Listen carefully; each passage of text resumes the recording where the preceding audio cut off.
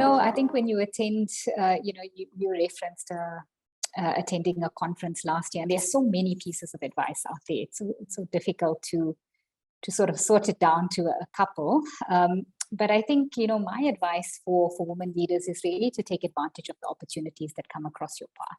Initially, I think, it often feels daunting or it's overwhelming, when you given a new challenge or the opportunity to sort of broaden your skills base. But, as Eleanor Roosevelt said, do one thing every day that scares you, right? And I think being out of your comfort zone is really where real growth happens for any individual.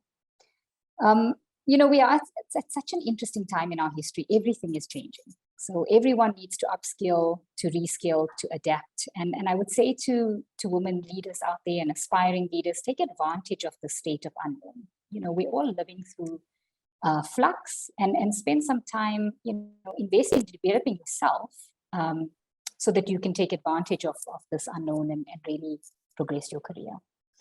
I think the other good news is that none of us have to do it on our own.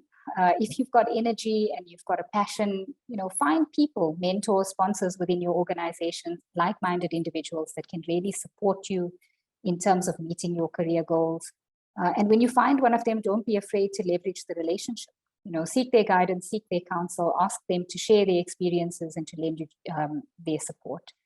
As women, we really don't like to burden other people. But in this new, volatile, ever-changing world, none of us are going to succeed on our own. So my advice is to take advantage of the support that's out there.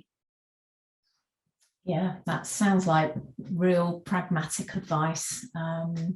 And one that I can take heed of as well. I remember there was a book that a former HR leader that I used to work with recommended. I forget who the author is, but it was Who's in Your Personal Boardroom, and that refers to the mentors that you mention, and take, grab those opportunities to have in your network.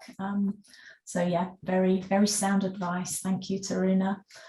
Well, we could chat all day, really, but I want to thank you so much for your time and sharing your perspective and the insights with me and the listeners of this podcast on how we can really make a step forward in closing the gender gap in STEM-related fields.